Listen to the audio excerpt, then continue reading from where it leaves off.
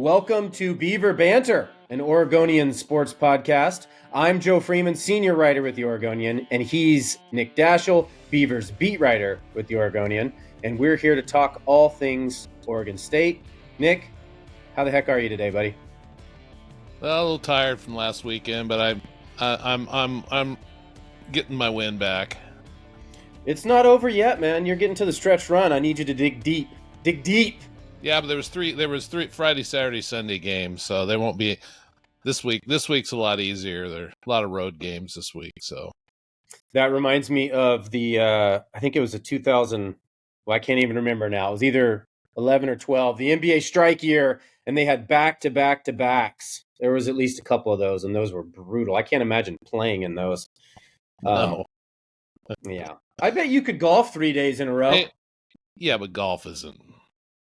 I mean, how many days in a row could you golf? Although I do walk when I play golf, I don't like to ride carts, so there's that. So, how many days in a row could you play golf?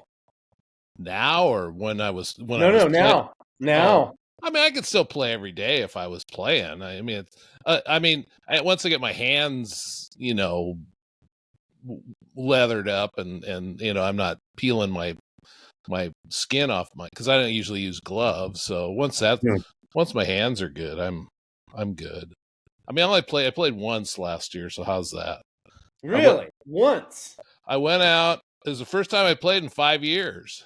Wow. I went out. I thought you were a big golfer. I used to be a 4 handicap, and now you get married, you have kids, your back goes bad, things like that, and you get busy. And yeah, I played once last year. I shot an 82 at OGA.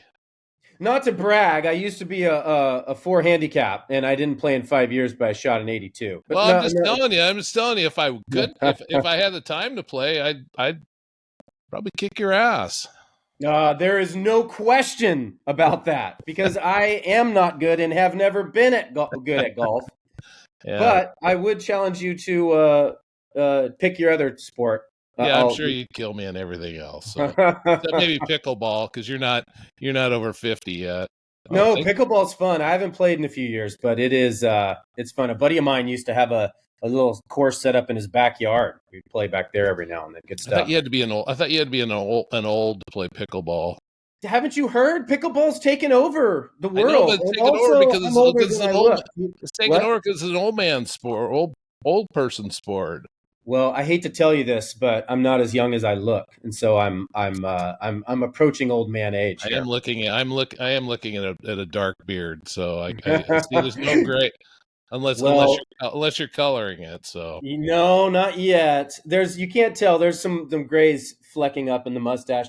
The problem is the 8 and 5 year olds. I think by 9 and 6, it's just going to be fully gray, and you can certainly relate to that from years ago. Yeah, well, they're teenagers, of course. Boys, no, thank you. Yeah, except with boys are a handful from the get go. Girls wait until they're teenagers, and then they knock you off the face of the earth. Yeah, I am not mentally or emotionally prepared for my children to reach age 12 yet. I have 2 daughters, and that's... well, then you're fine. There's no reason. You don't have to worry until they're like 12. Once they're 12, that's when the drama starts. Yeah. I keep hearing about these easy kids people have. Oh, yeah, my child's such an angel. I don't know easy children. That does not exist in my world. My children are lovely. I love them dearly. They're wonderful humans, but there's no easy about my day-to-day with them. They are handfuls. I don't know. And I don't have enough time. I found it pretty easy until they got to be teenagers. Then that's when the drama starts. There's fights. There's fights nonstop. Yeah, I like I said, I'm not mentally or emotionally. And then when they get to be adults, it's a crapshoot. They're still. I'm excited. Yeah. I'm gonna. You know what? I told myself a couple months ago that I was gonna slow down. I was gonna enjoy. I don't have babies anymore. Like I said, they're 8 and 5, and they're not going to be this young anymore. And I'm going to look back 10 years from now and forget about all the annoying bad stuff and only remember the fun, cute stuff. And so I'm trying to live in the moment and embrace the fun and cute right now. So I'm going to focus on that. I'm going to enjoy these days and months ahead. I don't know. My youngest daughter's always tells me, Dad, why did you let me go to school looking like that? I don't know. It wasn't. I mean, not my problem. You're supposed to say because I had no control over anything you did. I didn't. I had no control over any of that stuff. Although they did wear uniforms in grade school, so No. I didn't All really. right. Well, we could talk about our children for an hour, but I'm I'm sure sure people no want to one hear has. about it. Do you think they'd rather hear about that than I don't know? Maybe they would. Yeah. I don't know. Okay. You They know came what? here for We're Oregon gonna. State, so we're going to give them Oregon State. There you go. We're gonna dish on the two hottest programs on campus. That would be the women's basketball team and the baseball team, of course. And a program that's not so hot. You guys know which one that is. Let's kind of get into the good first, and we'll start with women's basketball. Beavers are ranked 9th in the country and find themselves in a three-way tie for second place in the Pac-12 with USC and Colorado. The trio of teams are 2 games back of Stanford. Nick, how'd we get here? Let's take a step back to last weekend, that incredible victory over UCLA. For those of us who didn't attend, set the scene for us, lead us through the dramatic ending. Let's ready, set, go. Well, how'd we get here? I mean, we got here through last year's team, really. I mean, they had to learn a lot of lessons last year. Now they're starting to grow up, and I mean, this team goes 9 or 10 deep, and it's hard to defend Oregon State right now because they have so many options. At the offensive end, they've got the outside shooters. They did have Reagan Beers until an elbow on Friday night, and they've just got a lot. They've got a lot of options, and so that's where all this is coming from. What happened Friday night was it was a pretty good to very good game that just turned into an epic at the end. I mean, it was I mean, the Reagan Beer situation kind of got people wondering what was going to happen. Oregon State kind of hung in there. UCLA had Oregon State played enough defense to keep themselves in it, and then the finish was just incredible. I mean, 4 baskets in the last 6.6 seconds. Timeouts, calling a play, running it to perfection all 4 times.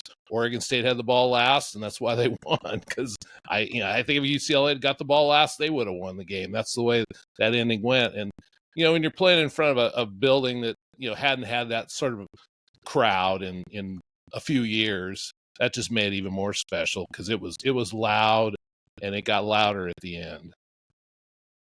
Yeah, and obviously Talia had the huge moment there, and I don't know. Lead us through a little bit of what you saw from your perspective. I mean, she was pretty emotional after the game. You talked about the lumps that this team took last year to get here, and I mean, I think when you look at her career, she kind of is a poster child for kind of this 2-year stretch. But what did she have to say, and kind of what did you take away from the emotion that she showed? Not to mention just that incredible moment, standing up on the courtside area there and all that.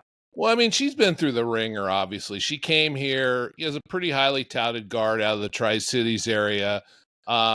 She graduated early from high school and was able to come to Oregon State in the middle of January because of the pandemic. The NCAA made an exception for that.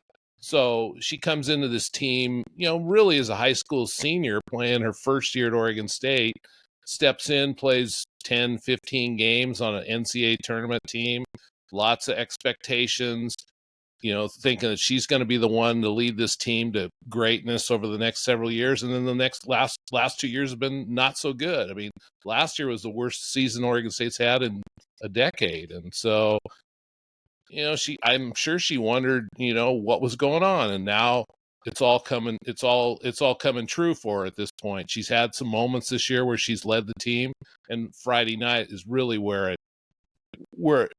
she hit her high with all, the thing with her is I mean, everybody's going to look at the basket that she hit, the 2 baskets at the end, but it's her defense that's really taken this team to another level. I mean, Scott just puts her on their best guard, and she takes them out of the game. I mean, Sunday's game against USC, Juju Watkins is arguably the best player in the country. I mean, I know a lot of people think Caitlin Clark is, but shoot, Juju Watkins I think she's going to be a better pro than Caitlin Clark, and she held her to, I think it was 6 out of 32 shooting.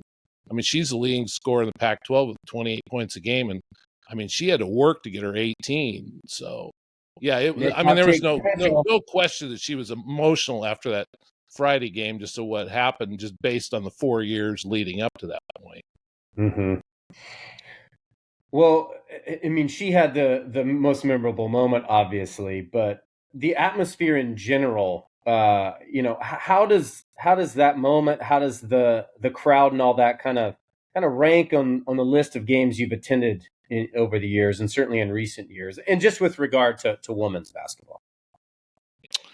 Well, I mean, I would say women's basketball. I mean, it's probably the best game that Oregon State's had at Gill, Mm-hmm. at least probably since the Stanford game, 6, 7, 8, whatever year, 16, 17, I can't remember. The one they sold out, they had the largest crowd in school history and Mm-hmm. won, where they beat Stanford.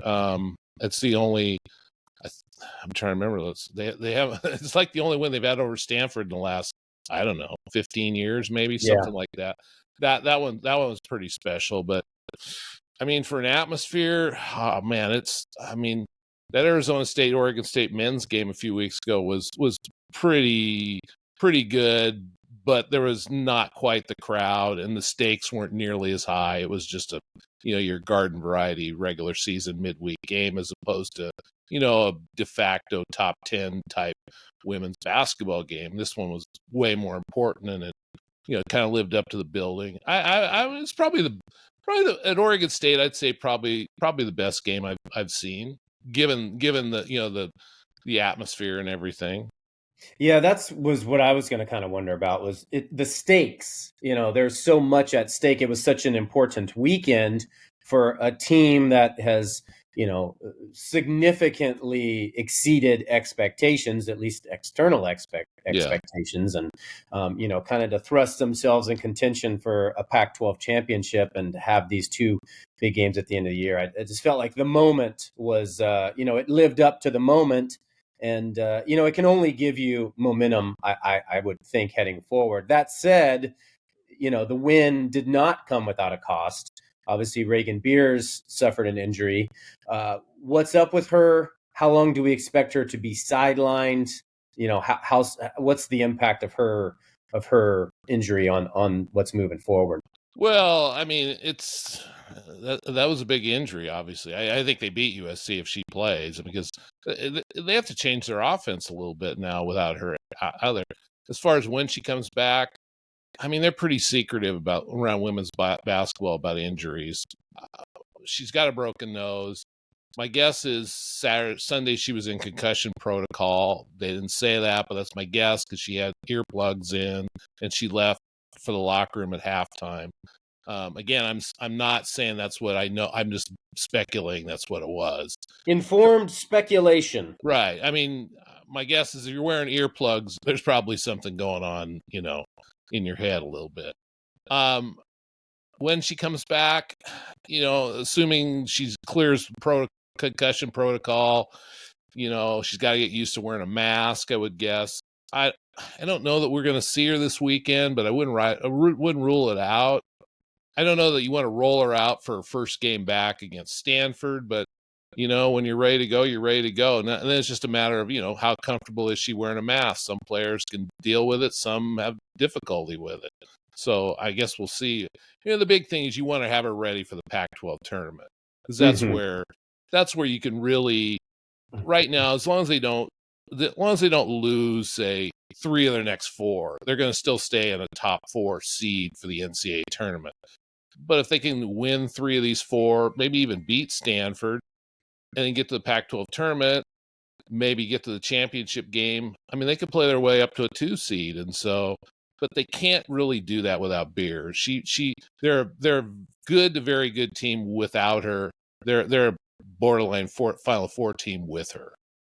Man, I'm all for the mask. Bring me that attitude. Give me that enforcer. As this team kind of heads into its final couple of weekends here, the schedule is quite favorable. They play at Pullman, then at Seattle against UW, then they host Stanford and host Cal. So you're looking at the best team in the conference and then 3 of the 5 worst teams in the conference. And so, if there was a game for her to have to miss, it could be worse.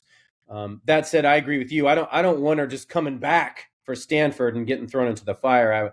I would rather her, be able to work back with the mask and all that stuff against UW or Washington State. But, and this is assuming concussion is what we're dealing with, there's no rushing that back. She has to get cleared. She has to go through a series of steps to get out of the concussion protocol. So as any one of us knows who plays fantasy football, you can kind of help an ankle, or you can help a wrist or whatever, but a concussion is your brain. And so, again, assuming that's what it is, just have to be patient on that one.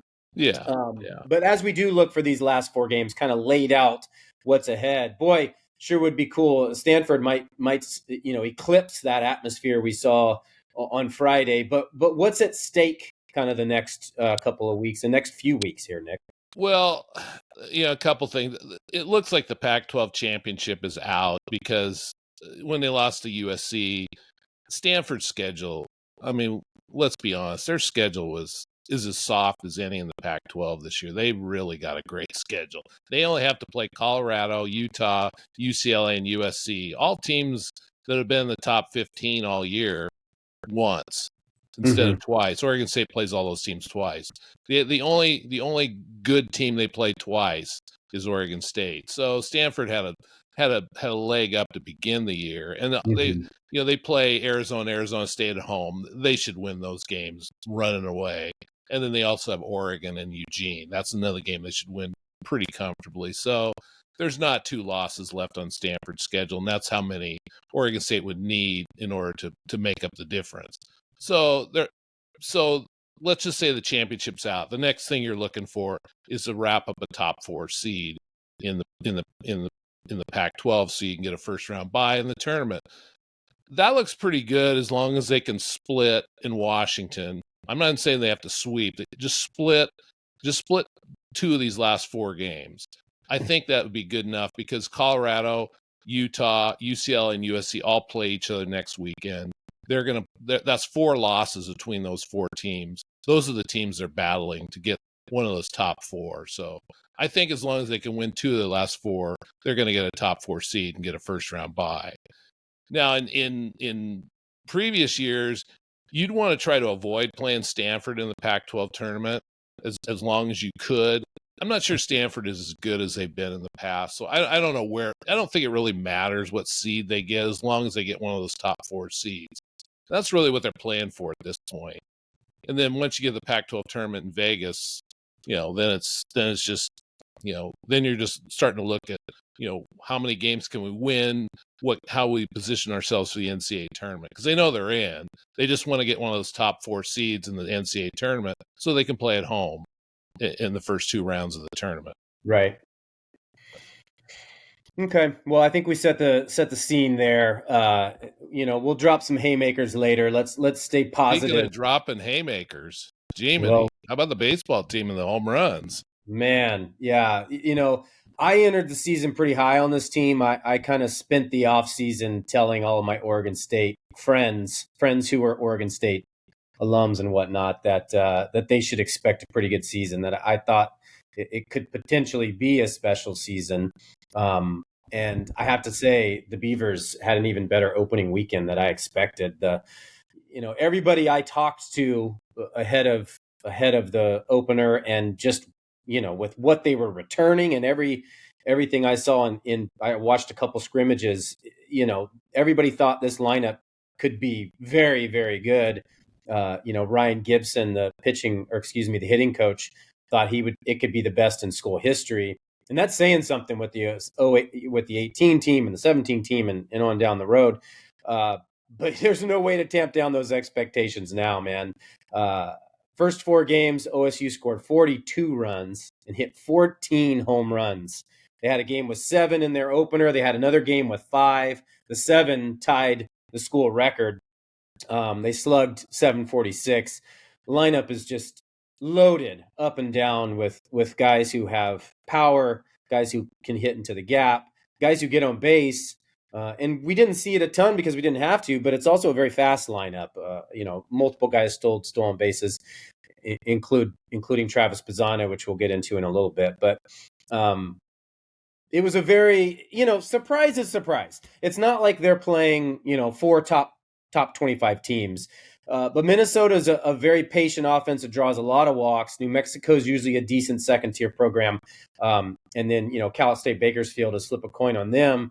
And they really didn't get challenged. There was one relatively close game, and they were in command of that game for the most part, too. There was a game that was 2-2 kind of late until they pulled away with, I think it was like 13 runs in the last 2 innings. So just didn't get tested, really was in command and in control the whole time. Couple quick takeaways from that offense. I wanted to look at 2 hitters in particular. Travis Bazzana just went bonkers, and it shouldn't come as a surprise. He's going to have a special season. The hype about him being a top 5 pick, maybe even a number 1 pick in the NBA, MLB draft is Pick real. your pro league there, Joe. Pick your pro league, man. He's that good. MLS, maybe? Yeah, MLS. Well, actually, you know what? He's an Aussie, so his second sport was always cricket growing up. So Right, let's give him the cricket nod there. But I mean, he was just ridiculous. He earned Pac-12 Player of the Week, the debut award there. He was also today. By the way, we're recording Tuesday morning, February 20th. He was named the co-national Player of the Week by Perfect Game. Through 4 games, he's hitting .563. He's got 3 home runs already, 7 RBIs. I mean, he is locked in. So, but that's not a surprise. Again, he entered his career with high expectations, and he has absolutely delivered on those. Another guy who entered his college career with high expectations, we were finally able to see, and I think that was the other kind of notable development offensively this weekend, and that centers around freshman third baseman Trent Carraway. He seems as good as advertised. He was kind of a top 60-ish guy in last year's MLB draft. Talked to him last week, and he said, I think he said a team reached out to him in the 3rd round to see if they drafted him, if he'd sign. And he said no. He wanted to be a day 1 guy. He thought he was a day 1 guy. And so he went to Oregon State, which was just an absolute score for them, kind of like Gavin Turley last year. After 4 games, his first 4 games, all he's doing is batting .500. He had 2 homers, 2 doubles, and he made a couple of really nice plays on defense at third base. So it's only been 4 games, and again, it's not like top tier competition, but I was really impressed with his approach at the plate, his maturity. It was kind of funny. I talked to him last week before they left and kind of asked him whether he felt, a sense of responsibility heading into the season. He's a young dude playing with a bunch of vets. He's on a team with national championship aspirations. I kind of wondered how that would phase him, how that would affect his approach or maybe ramp up the pressure. And his response was great. He basically said, man, I'm a freshman and I have no clue, so I'm going to use that to my advantage. He's kind of like, I got nothing to lose. I have no clue. I'm just going to have fun. And he clearly had fun in surprise.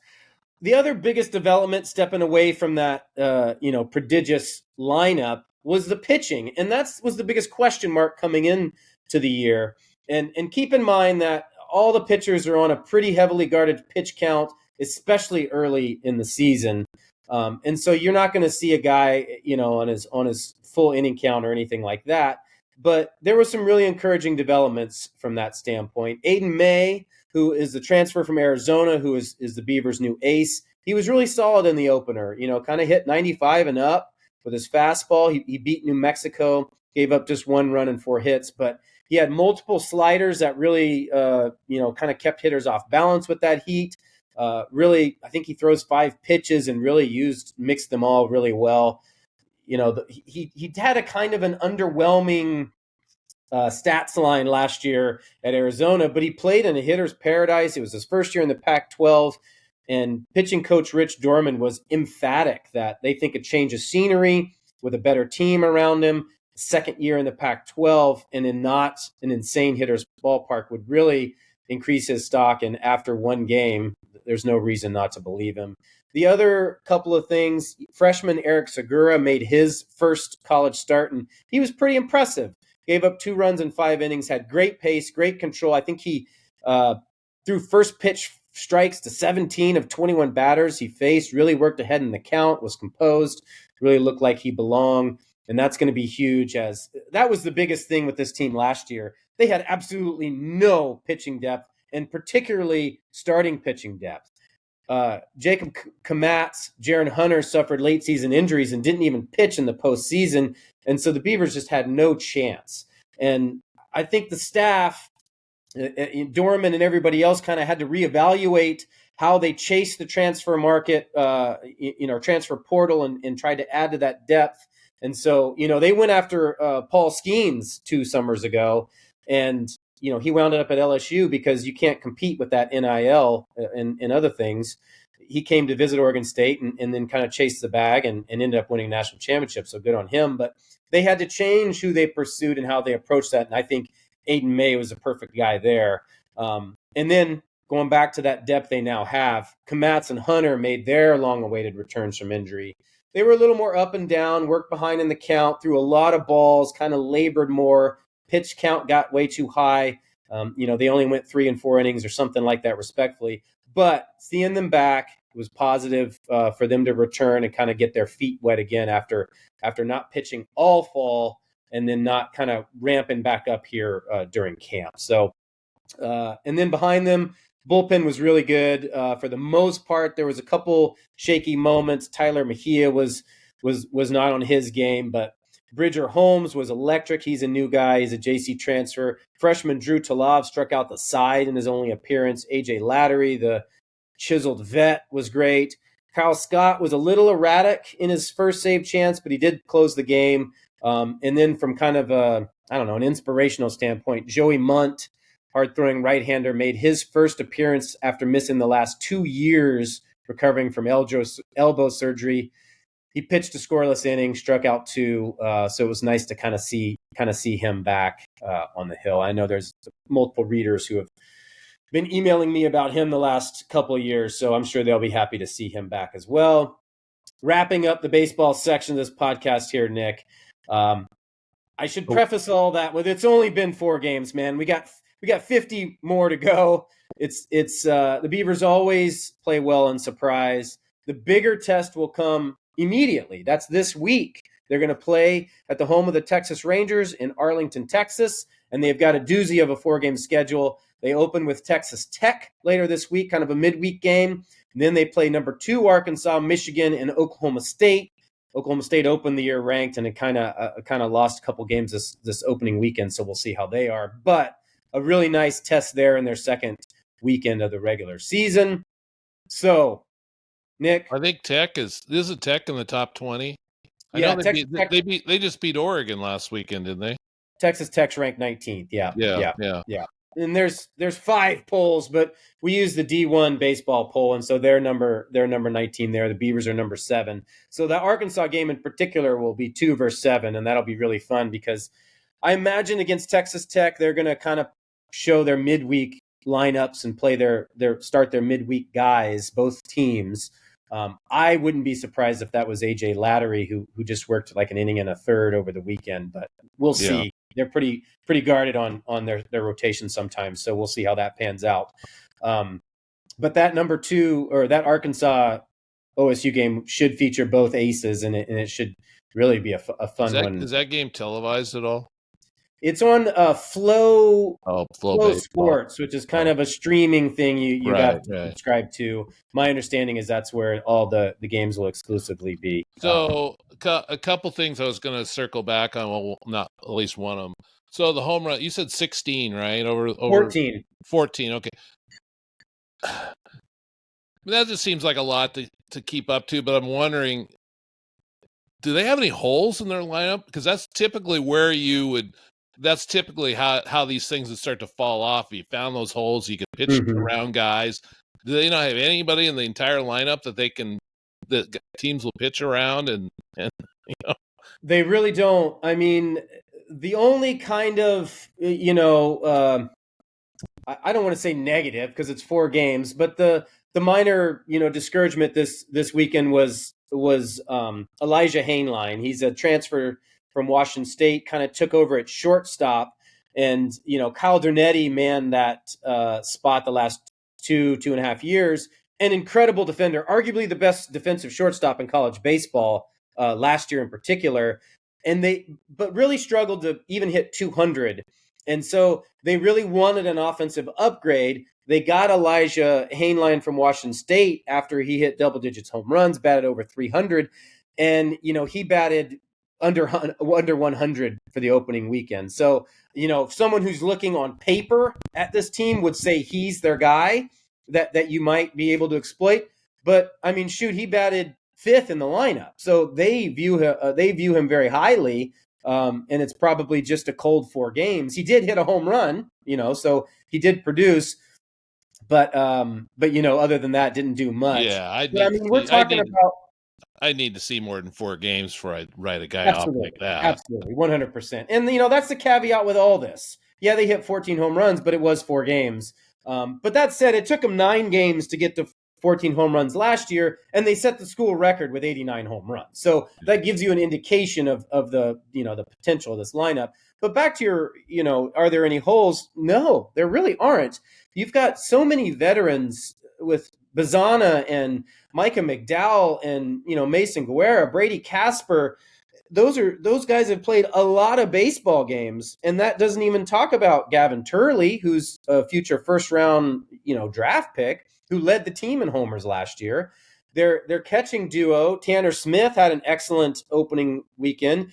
Wilson Weber, who got a lot of hype for what he did in the fall and what he's done in camp, I don't think he had a hit, so that was kind of a discouraging opener for him, but he only played in 2 games, so that's really just 2 games. So to your question, no, I do not see a lot of holes in this lineup. And where the team struggled last year, beyond just being less talented than they normally are, less experienced than they normally are, and having that lack of pitching depth, was they went through a really cold stretch, kind of early spring, late, February into March, or heading into March. And I think they were batting 200 or 100, and I can't even remember now, but it was roughly 200 in Pac-12 play, or it was like 161, I think. So it was a huge slump. And I don't think this team goes into a slump like that. Even when 1 or 2 or even 3 guys are scuffling, the other guys are going to kind of pick up the slack. Caraway, who's the guy I mentioned earlier, is batting number 9. So when you have a guy who's hitting 500, batting in the 9 hole, he's got 2 home runs and 2 doubles. I think you're doing okay. The other thing, I was going to circle back on anything you talked about now, but a story you wrote about Pat Casey. It's a really good story. People should read that on OregonLive. Thanks. I was wondering. I'm reading through this story, and you wrote all these things that Pat did as motivational, and I'm wondering, could Pat Casey coach baseball in 2024? Could a guy like that coach that style in 2024 with the transfer portal and all that? What do you, I mean, you didn't cover him, obviously. I really didn't do much with him, but I'm just curious because Mitch is obviously a entirely different coach than Pat is. And Pat, he's old school. I just wondered, do you think he could do it in this era? It's a really good question. It does make you wonder. A couple things come to mind when hearing that. Two things I didn't mention in the story. I mean, the story was already so long, I just couldn't get everything in there. I could write 2 more stories with I talked to over a dozen guys. So one thing that I thought was interesting is everybody said, Pat Casey really evolved over his 3-4 decades, whatever it was, coaching. And he was, even harder on guys at the beginning. And then there was kind of this first decade and this Casey and the second decade Casey. And then by the end, he had softened quite a bit. And, I think one of the anecdotes I relayed was from Mitch Canham and Darwin Barney, who are like, Casey's sitting in the dugout in Omaha during an intense game in the College World Series.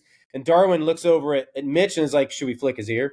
And so they both kind of went up and flicked his ears. And, I think first decade Casey would have turned around and slugged one of those dudes, or at least threatened to, but instead he kind of looked back and kind of smirked when he saw who it was. And I don't know if his style would fly now, but he did have an evolution in which he was much more, at least by Pat Casey's standards, gentler by the end. But man, that dude was so intense, and he's such a competitive dude, and it had such a competitive, nature, just probably at birth, that there's only so much you can do to stifle that. But on the other thing I was going to mention that didn't get in there is everyone said he had this presence that, you could be in the cages focused on a pitcher, or you could be doing a bullpen or wherever, and you didn't know he was there, but you felt him approach, and all of a sudden something changed,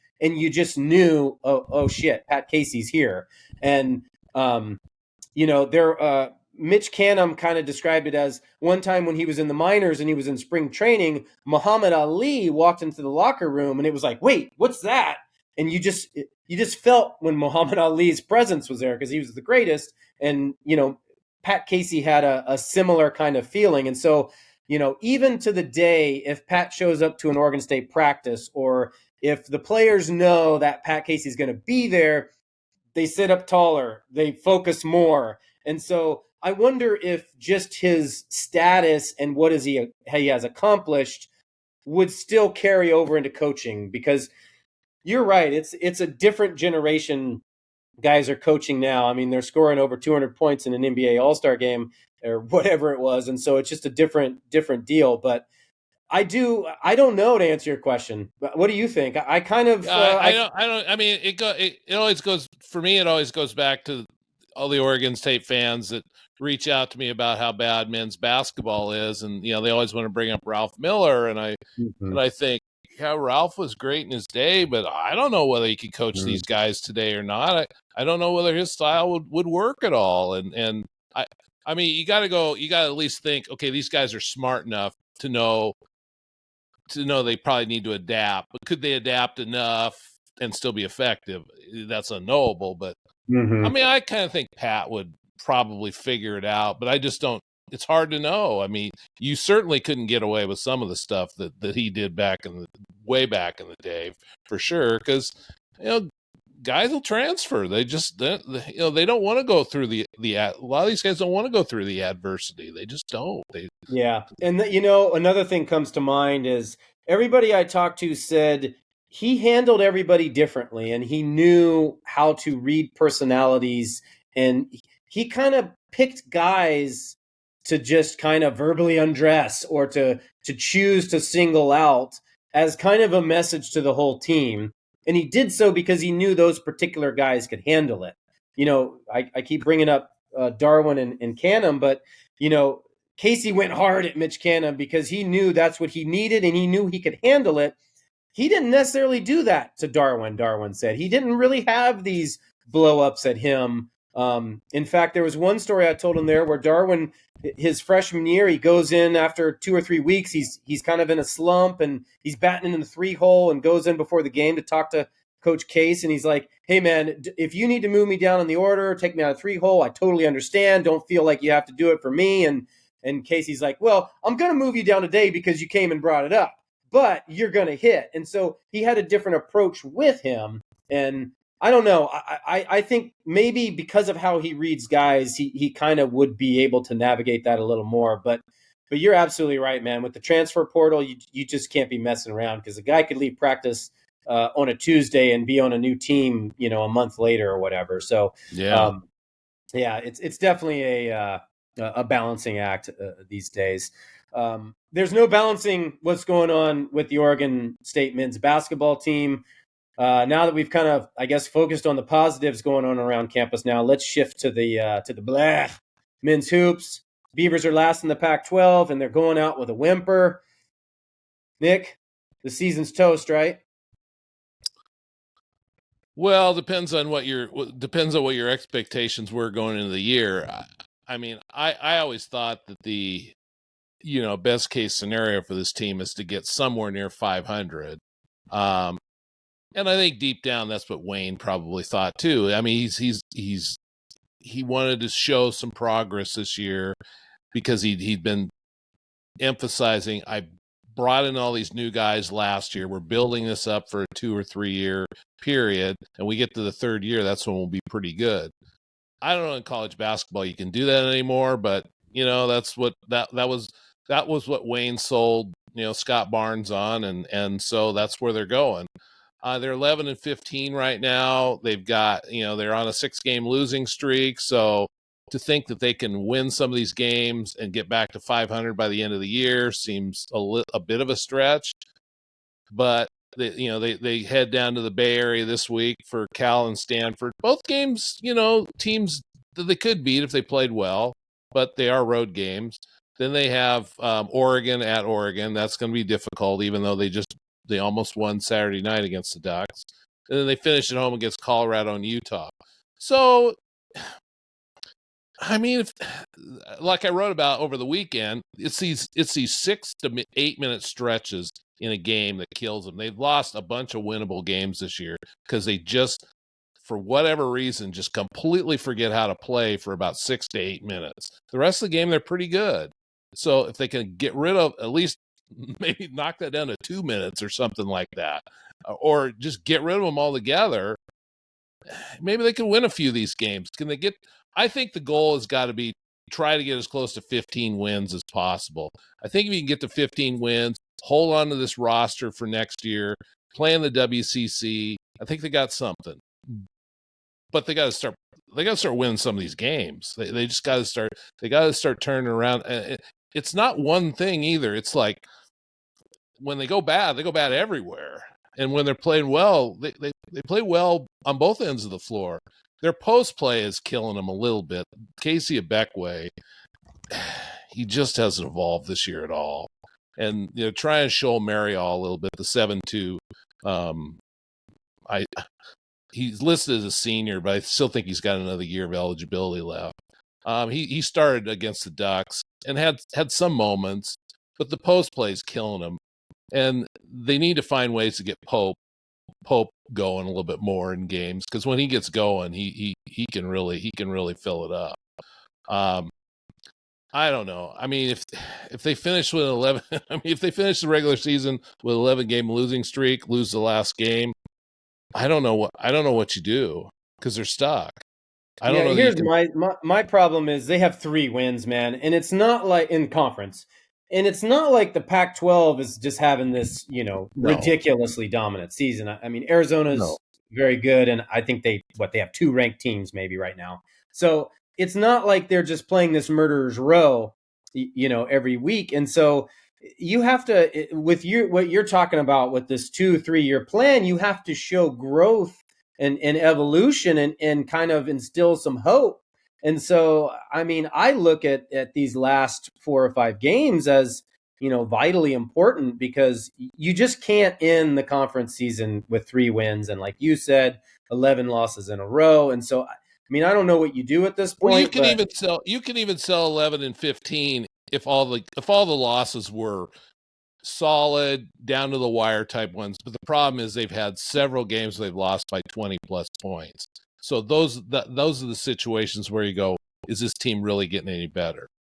They can't have any more of those. They just, even if they lose these last 5, they can't have any more of those. They got to be in the game to the end. At least I've seen a lot of these teams where when they have a season like this, they're really competitive, but they don't lose. They bring everybody back, and the next year is pretty good. I've seen that quite a bit.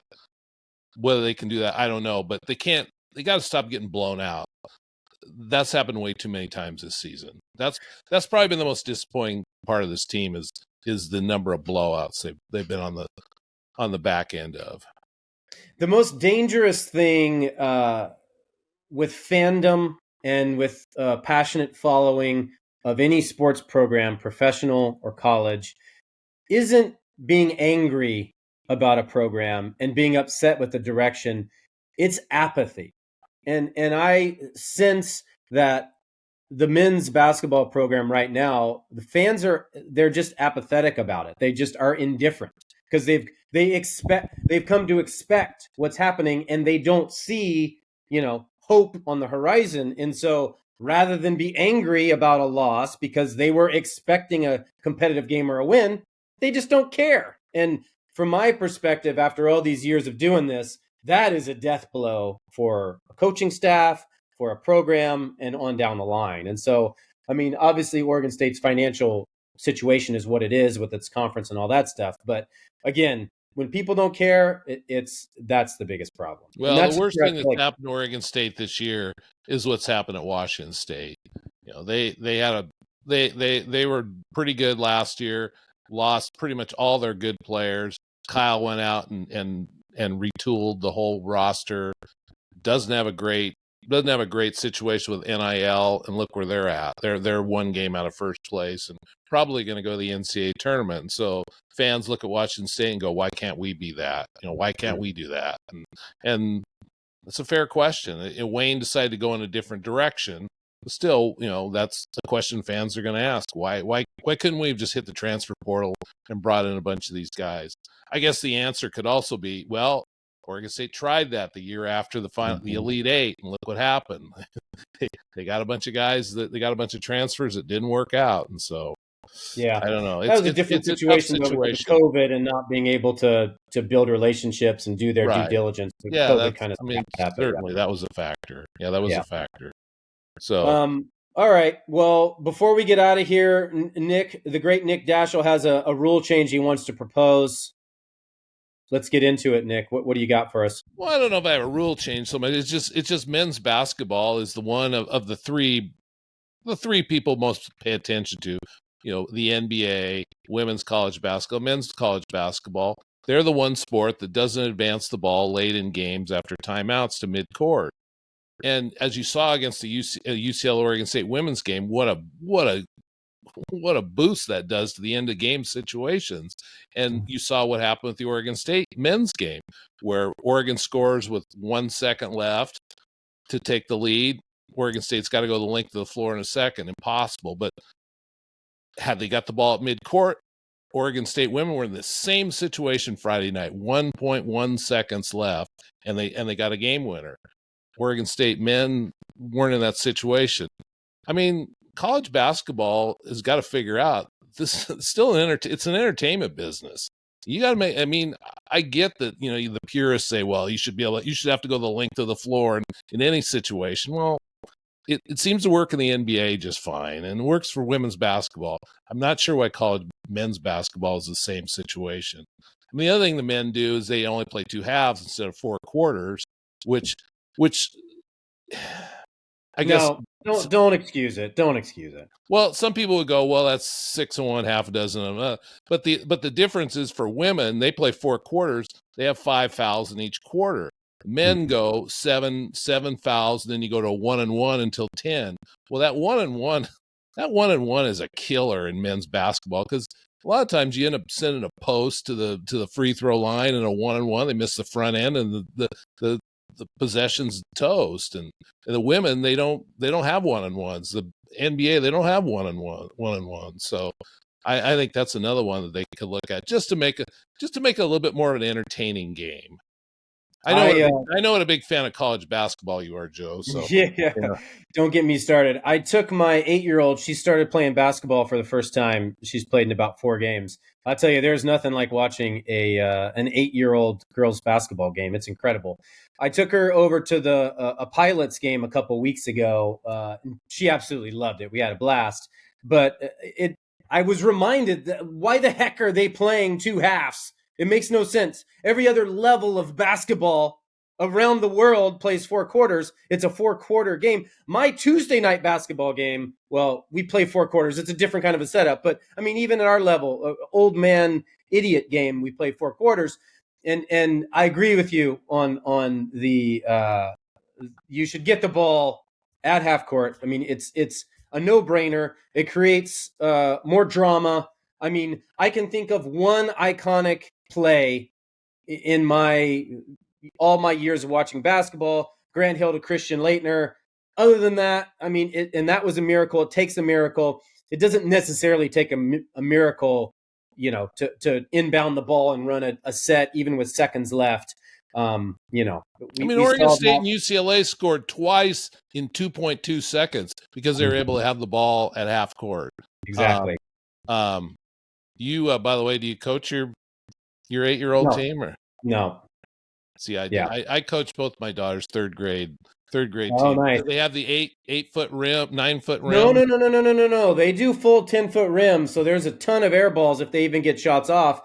But they do use a smaller ball. So I don't know. Yeah.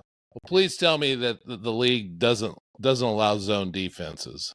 There's no zone defenses. You can't double team, and in fact, you can't play full court defense. Although there's some teams that skirt that rule, but you're just supposed to let them bring up the ball until they get to half court, and then you can play defense. So yeah. Yeah, third grade basketball, man. That was. I remember I had this one girl on our team. She used to skip up the floor, and we'd go, Maria, this is basketball. You run up the floor. You don't skip. We haven't had any skipping, but Coach Chris is a genius. He hands out 50 cents for every steal and block.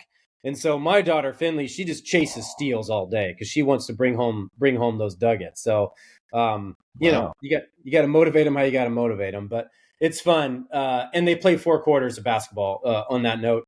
And I think we solved all the else here. Is there anything before we get out of here, Nicholas? Nope. 2 weeks to football.